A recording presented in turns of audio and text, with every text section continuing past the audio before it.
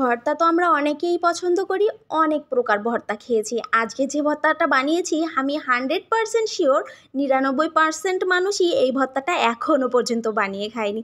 যারা গ্রামে থাকে এই ভর্তাটা কিন্তু তাদের মাস্ট বি একবার ট্রাই করা উচিত।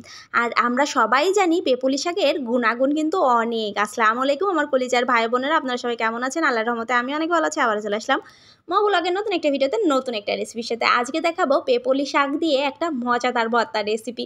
এই পেপুলি শাকটা কিন্তু আমাদের যে কোনো গ্রামে আনাসে কানাসে অনেক পরিমাণ থাকে। আর এই পেপুলি শাকের যে কত গুণাগুণ আপনারা চাইলে ইউটিউবে বা গুগলে সার্চ করে দেখতে পারেন। আজকে আমি সেই পেপুলি শাক দিয়ে মজাদার একটা ভর্তা রেসিপি তৈরি করে দেবো। এই জন্য আমি কিছুটা চিংড়ি মাছ নিয়েছি, একেবারে ছোট ছোট, খুব ভালো করে পরিষ্কার করে লবণ হলুদ মেখে নিয়েছি। কয়েক কোয়া রসুনের কোয়া নিয়েছি এখানে, সাথে হচ্ছে কাঁচামরিচ, শুকনা মরিচ, ধনিয়া পাতা, কাঁচা পেঁয়াজ। এখানে চলে যাব মূল রেসিপিতে। প্রথমে আমি শুকনা মরিচ কয়েকটা নিয়ে ভেজে নিচ্ছি। শুকনা মরিচ ভাজা হয়ে গেলে খুব ভালো করে এগুলোকে একেবারে মুচমুচো করে ভেজে নিচ্ছি। ভাজা হয়ে গেলে তুলে নিচ্ছি। শুকনা মরিচটা তুলে নিয়ে দিয়ে দিচ্ছি কাঁচামরিচ। কাঁচামরিচ দুইটাকেও খুব ভালো করে ভেজে নেব। সেখানে দিয়ে দিব রসুন, কয়েক কোয়া, বেশি না, কয়েক কোয়া রসুন দিয়ে দিয়েছি। এই রসুন আর কাঁচামরিচটাকেও একেবারে ভেজে তুলে নিচ্ছি। রসুনটা কিন্তু একেবারে যখন নরম হয়ে গেছে, সফট, সে পর্যায়ে তুলে নিয়েছি। এবার এখানে আমি কিছুটা পেঁয়াজ দিয়ে দেবো। পেঁয়াজটাকে আমি খুব ভালো করে ভেজে নেব, যাতে পেঁয়াজের গাটা নরম হয়ে যায় সেই পর্যন্ত।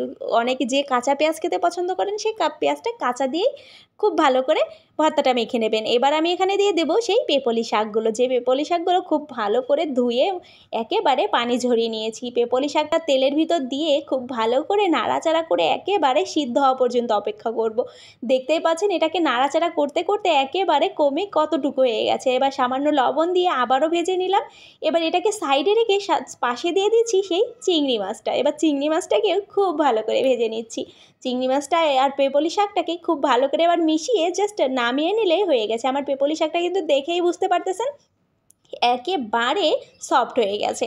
এবার এই পেপুলি শাক আর চিংড়ি মাছটাকে আমি একেবারে পাটায় মিহি করে পিষে নেব। আপনারা চাইলে ব্লেন্ডার করে নিতে পারেন, কিন্তু পানি ছাড়া অবশ্যই ব্লেন্ডার করে নেবেন।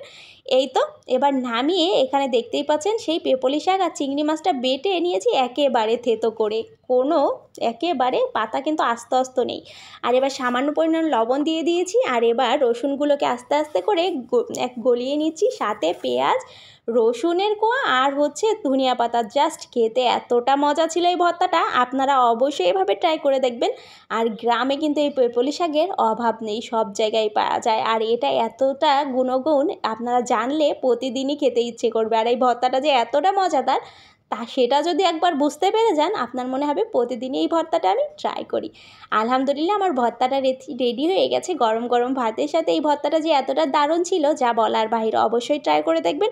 আমার ভিডিওগুলো ভালো লেগে থাকলে অবশ্যই লাইক, কমেন্ট, শেয়ার করে আমার পাশে থাকবেন। আজ এ পর্যন্তই। সবাই ভালো থাকবেন। আল্লাহ হাফেজ। আসসালামু আলাইকুম সবাইকে।